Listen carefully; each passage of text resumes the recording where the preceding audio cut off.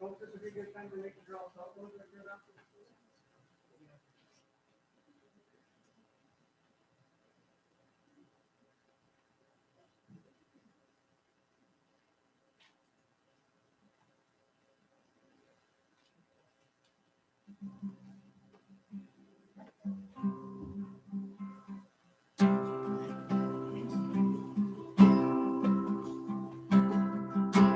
Hey Jude, don't make it bad. Take a sad song and make it better. Remember, better into your heart when you can start to make it better. Hey Jude, don't be afraid.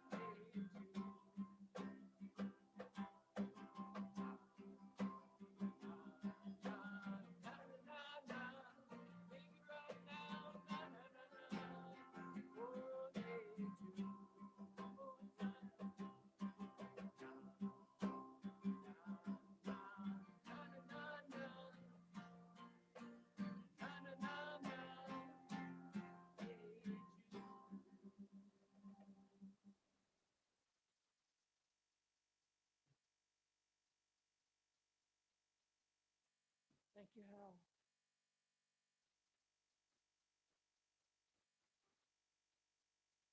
My name is Yvette Lutman. I'm the spiritual leader at B'nai Chavra, where Judy and Harvey are congregants.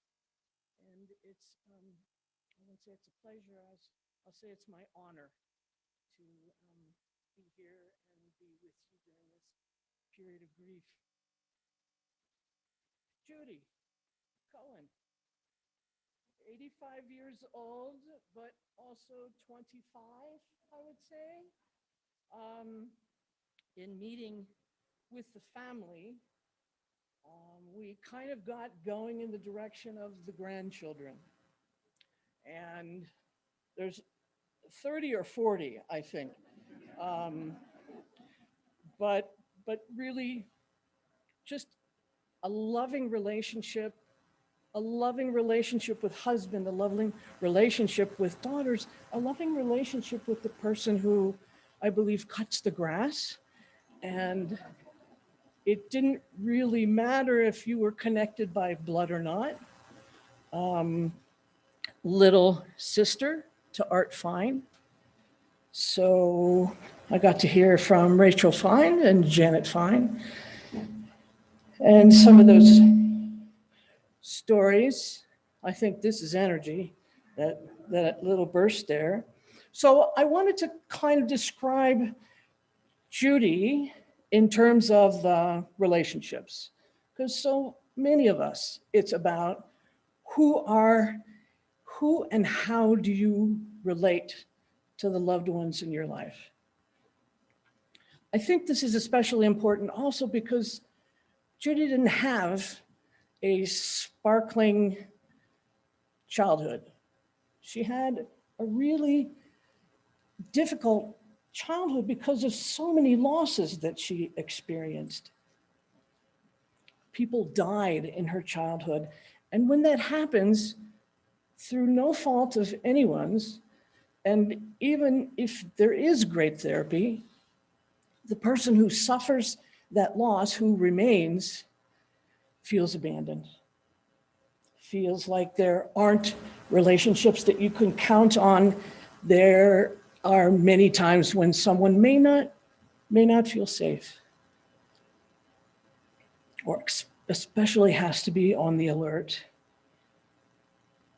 I think one of the examples that I could give you that Harvey shared with me last night was when you brought home your first child. You brought home your first child, and you came in to find your wife just staring at you. "What are you doing?" he said. "I have to make sure that she's okay. I have to make sure that she's okay. No medical complications, but just, I have to make sure that she's okay." And you shared that this went on for about 6 months, this staring. Now that could have been because there wasn't a baby expert in the house. Oh, wait a second, yes, there was.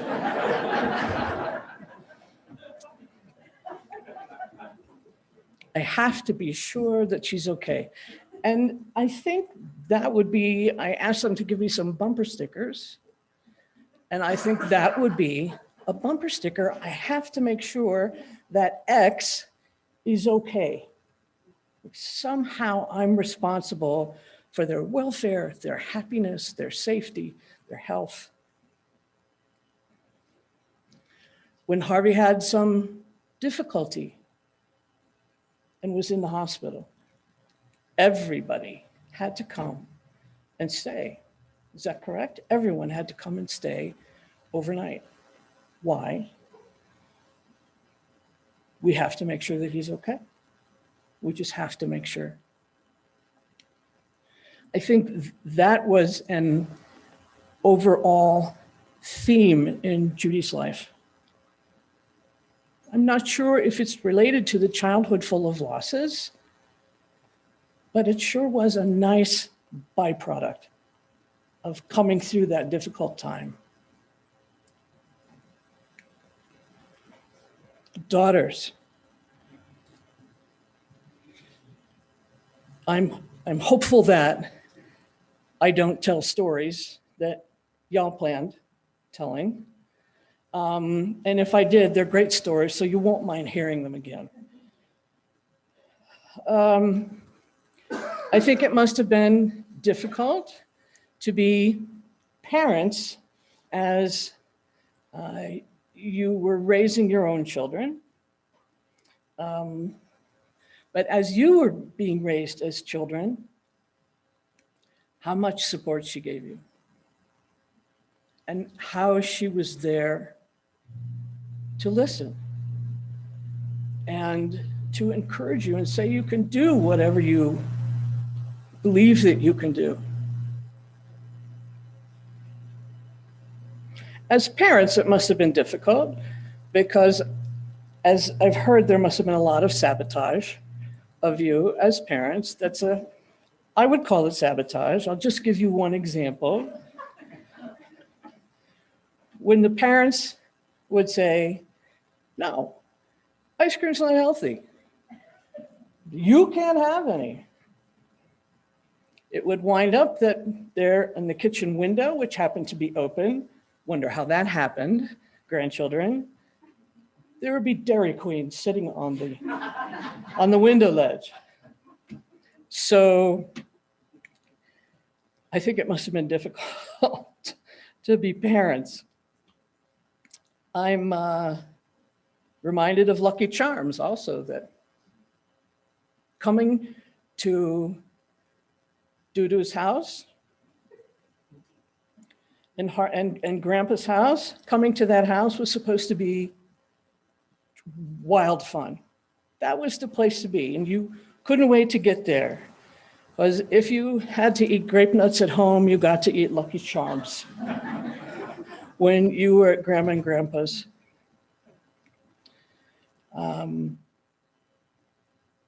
Anything that you grandchildren loved then, she loved. Even if it was Dave and Buster's, which she hated with a passion. You're going to Dave and Buster's? Awesome, let's go. I think it's really fun.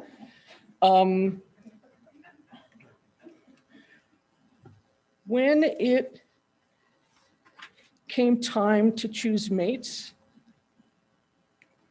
I love this aspect. When it came time to choose mates, and you daughters decided you were going to get married, it's never smooth sailing all the time. And what you told me was so beautiful, that Mom and Dad taught us how to be married.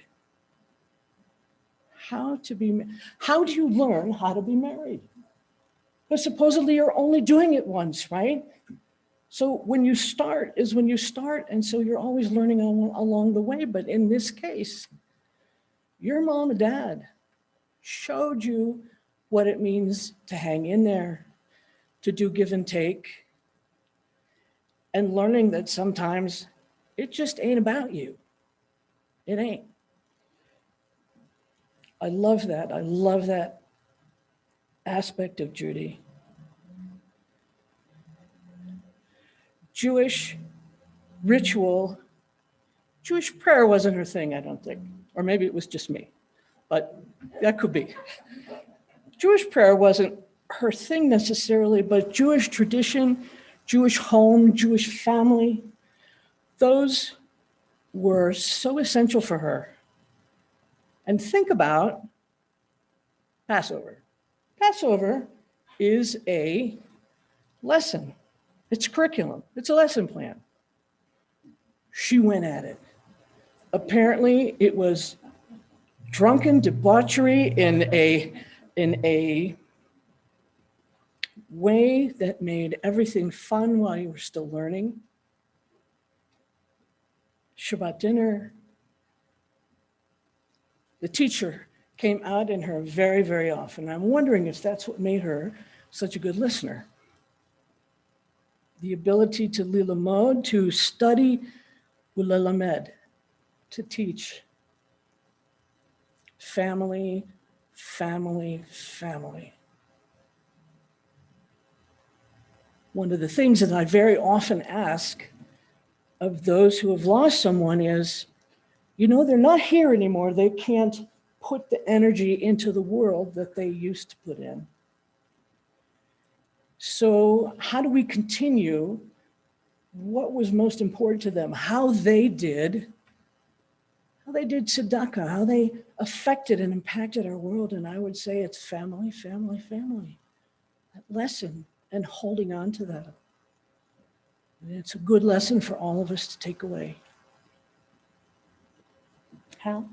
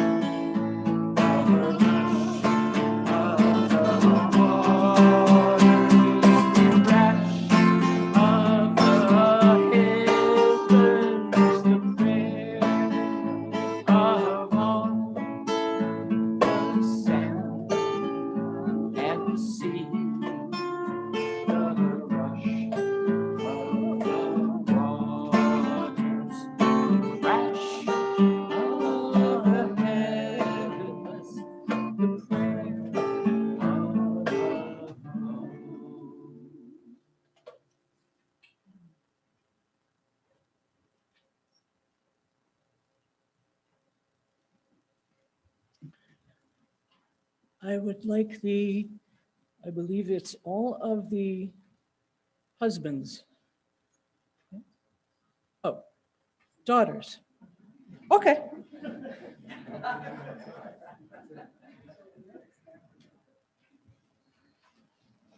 I gotta say, the husband had some pretty stories too. Maybe we save that for the show.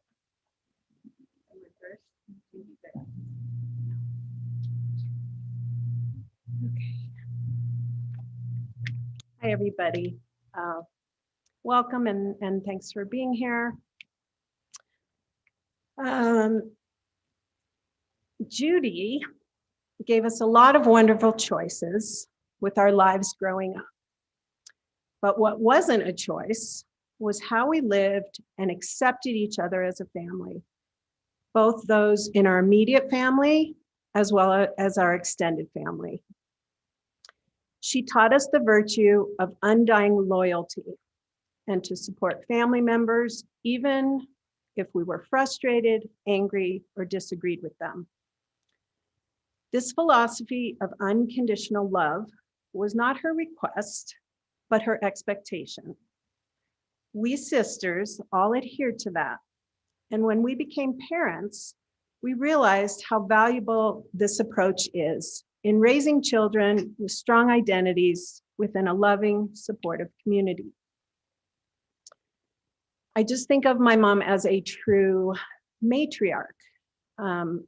because she encouraged and expected the family to support each other through good times and bad. She was a great role model of being a fiercely loyal friend.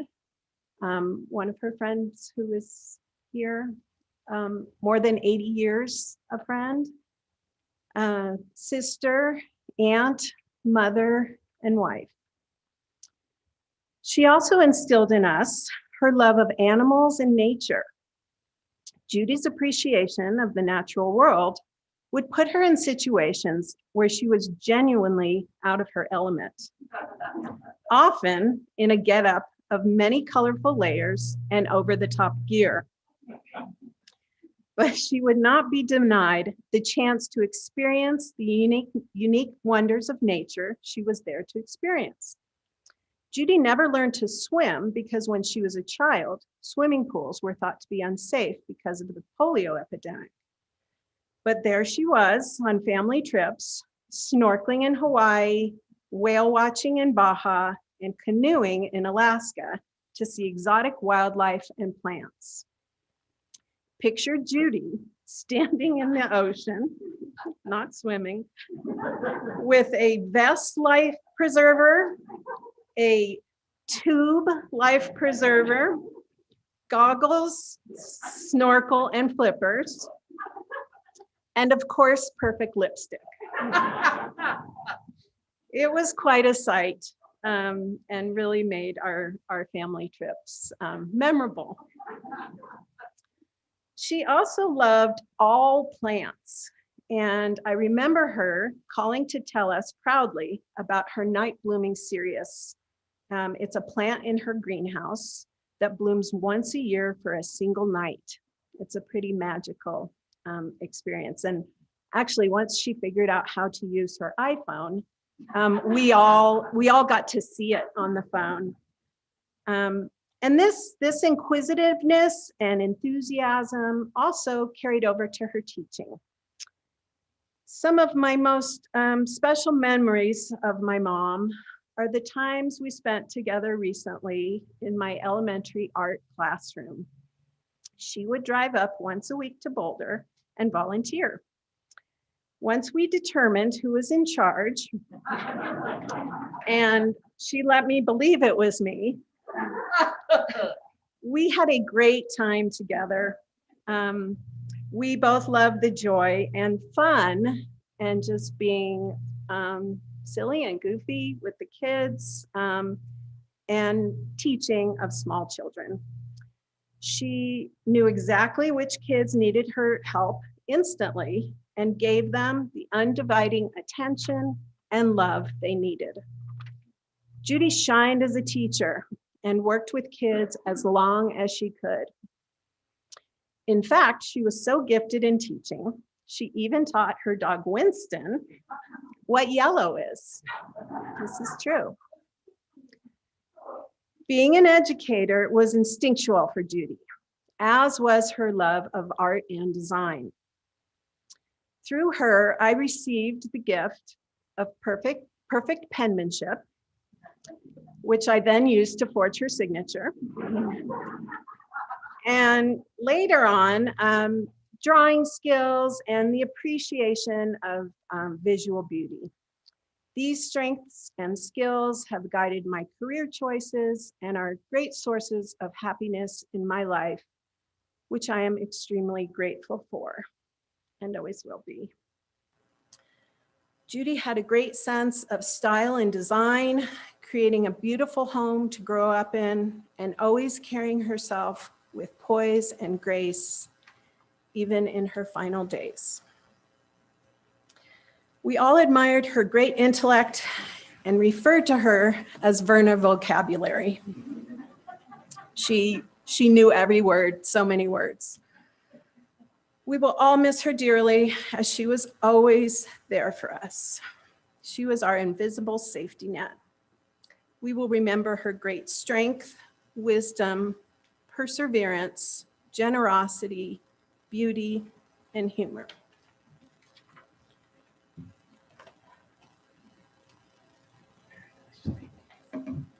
I wish I would have gone first. Oh boy. Rabbi Yvette asked us to imagine a bumper sticker that would best capture Judy's life. Well, Rabbi, clearly you never drove with Judy. And I say that, yes, she had a few fender benders, but oh, the places she did go. She was always running here or there, as she was on call for us in childhood to help with our own children or just helping us now as adults. She had an uncanny knack of knowing when she was needed because a lot of the time, most of the time, she was needed. She just appeared at the most important times and nothing stopped her, not even Mark changing the garage code.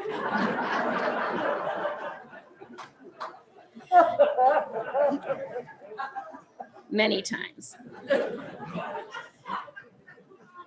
Like the time that Joe ran into the wall, split his head open, blood spilling all over me, and who happens just at that moment to walk in the door for a visit but Judy?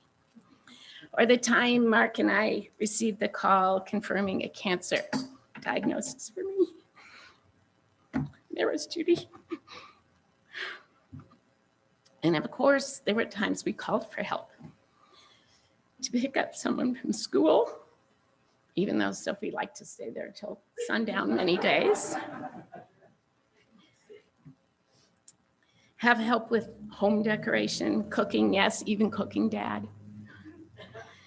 Or just life advice. She had lots of advice and was never hesitant to share an opinion, even though sometimes it wasn't so welcome, to which we all knew what she would say, and we would laugh at her reply, if you would just do it right. And Judy did it right. Back to the bumper sticker. I think it would be hard to have a single bumper sticker. She would have to have a car wrap. Because there's a lot of things she would say. And I think one of them would be, oh, the places you'll go, there is fun to be done. And the magical things you do with the ball, you will make the winningest winner of all. Judy was a winner in every sense. Love you, Mom, and I'll miss you.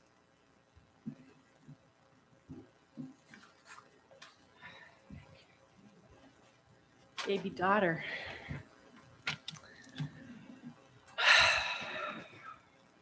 I don't think it was so easy for women of Mom's generation, especially the smart and the ambitious ones. I know that my mom was compelled to be a better part of a better world. She believed in the goodness of people and opened her heart to so many. She taught me how to be a good human.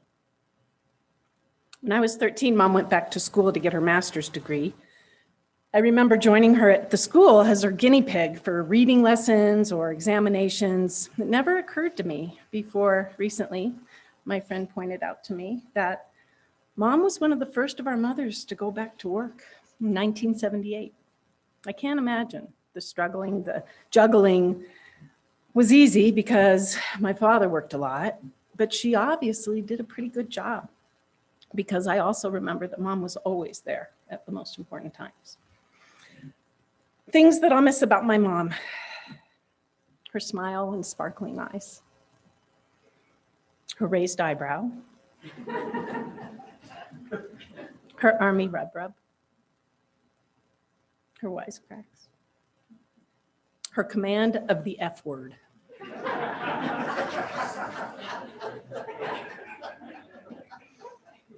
her phone calls, her advice, her confidants, her warmth, and her friendship. Rest in peace, Mama. I will forever hold you in my heart. Your baby girl, Lindy.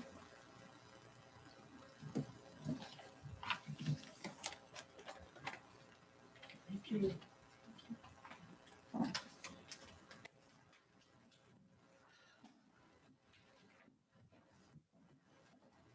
In a moment, some representatives from the Grandchildren Club will come up. You guys can come up now if you'd like. Hey day, hey da da da da da da da da da. Hey da da da da da da. La la la la la la la. Hey la la la la la la la.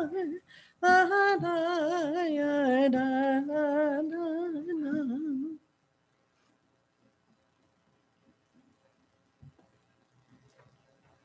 Keep it clean. She wouldn't. So we'll just have a few speakers, but these remarks came after the full grandkids came together and helped write them in memory of our Judy. Our Judy was great at being a teacher, great at being a wife, great at being a mom, and great at being a friend. But we knew her as especially great at being our grandmother. In her eyes, we were each the best grandkid, except we weren't allowed to tell the others. As we wrote this together, we reflected on the later arc of our Judy's life through our own as we grew up. She fundamentally influenced who we are and was, without fail, our go-to person when we needed an ally or an advocate. And whether she showed her allegiance by telling Joe and me that she would take us to the Olympics if we stopped playing barbarian in the basement, or helping Izzy with her art and telling her about the watercolors and pottery she loved to make, or making weekly trips to Boulder a fixture for Lonnie and Eli, or mentoring as we faced difficult times. She managed to be everything that 7 completely different people needed in different ways. She had incredible emotional range, versatility, and compassion. In addition to her own grandkids, she supported our friends like they were family and welcomed anyone into her home, making sure they were well fed, happy, and valued. She was a grandma to anyone who needed one, didn't need one, or didn't know they needed one. It's truly difficult to express how much our Judy meant and still means to us.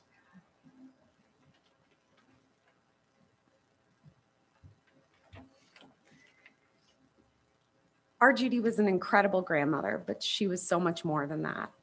She had unique individual relationships with all of us. She loved all of us in her own ways. And for some of us, she was our first best friend when we really needed one. She showed us deep compassion and made us feel like we were going to be okay and that we mattered. She taught us to show up for and value each other. And that's a legacy we promise to carry out. Our Judy was whip smart, deeply empathetic, and extremely fun. She would give any of us the shirt off her back. Sophie experienced this literally. Or the shoes off her feet. I got this treatment if we said we liked it. She was sweet, just like the sugar packet she kept in her purse. She was colorful, creative, and silly, bringing life wherever she went. And she was never one to miss a party, especially when there was a kids' table she could join. We often thought about Judy as another one of us. She got lost in her creativity and silliness. She would come up with projects only a kid could dream up. She would come up with projects that only a kid could dream up or allow in a nice house like theirs. We made Fruit Loop necklaces for breakfast and, much to Yeda's chagrin, covered the kitchen counter with shaving cream to create our latest art installations.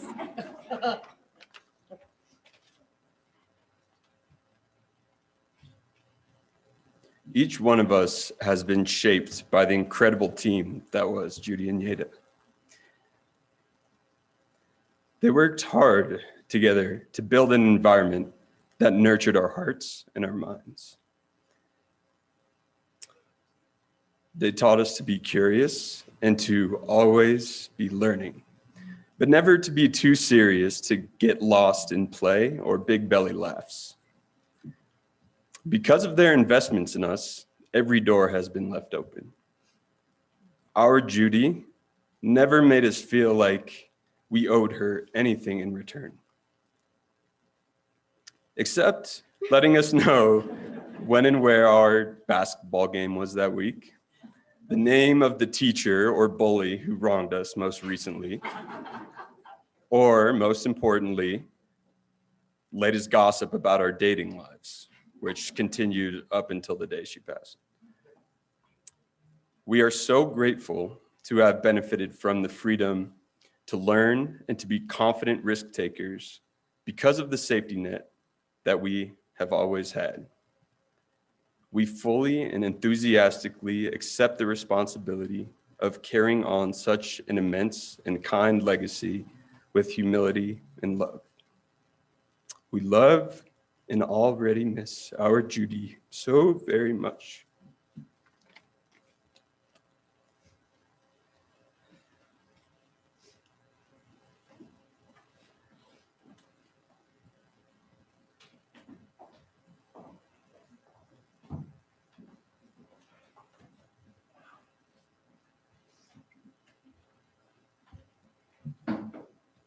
Wow.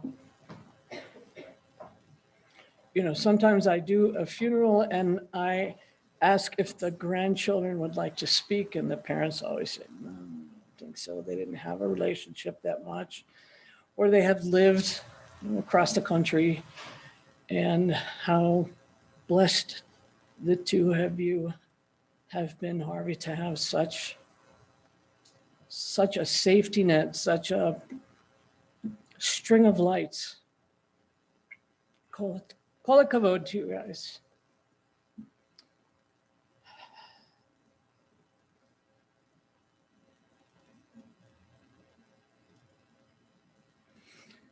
The first thing Harvey said when I visited hospice was, oh my God, look how lucky I am. You kept repeating over and over as you looked at Judy, how lucky I have been.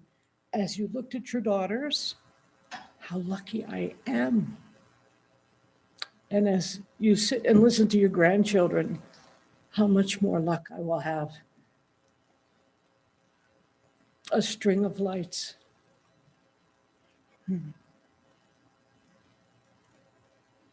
We are going to close.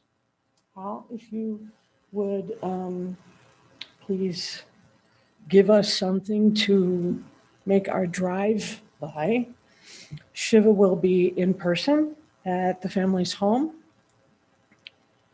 Please come after the service, at the burial service, and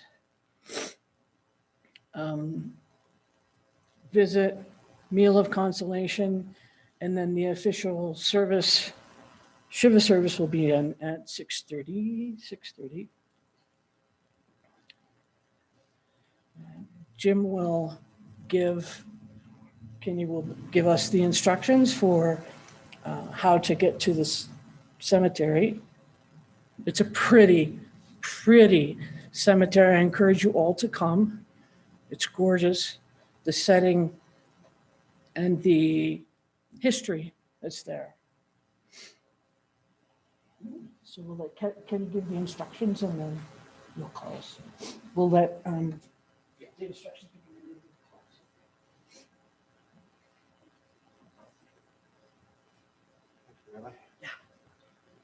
given.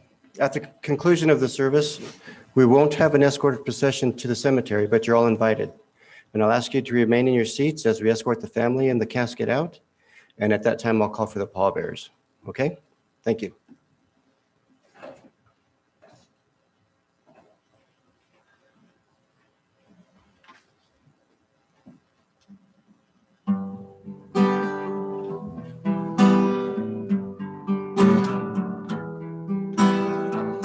There was a secret chord David played, and it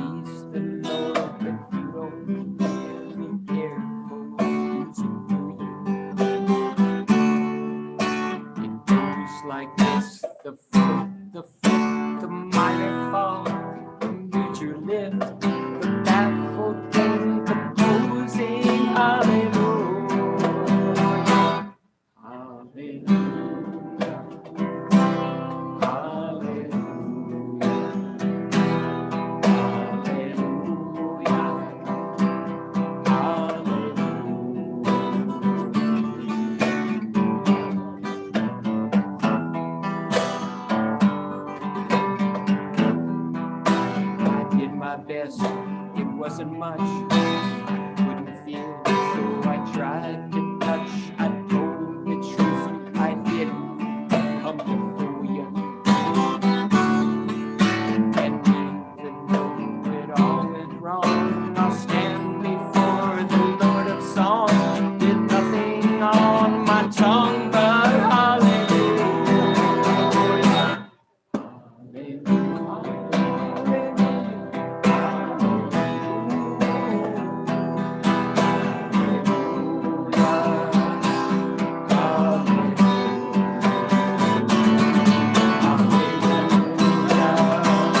Oh,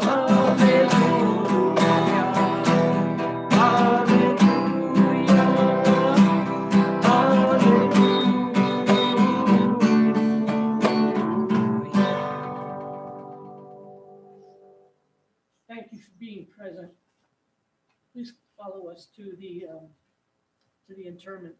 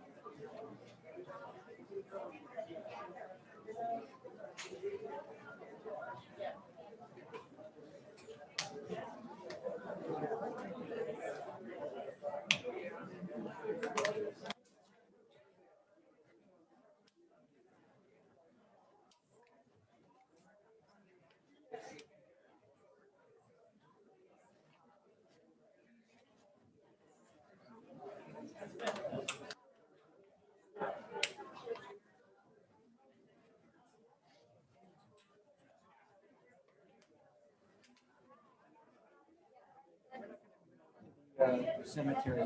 Okay. I'll be at the Shiva tonight at Sunday, so we can just kind of pass the ball back and forth. Sure. Sure.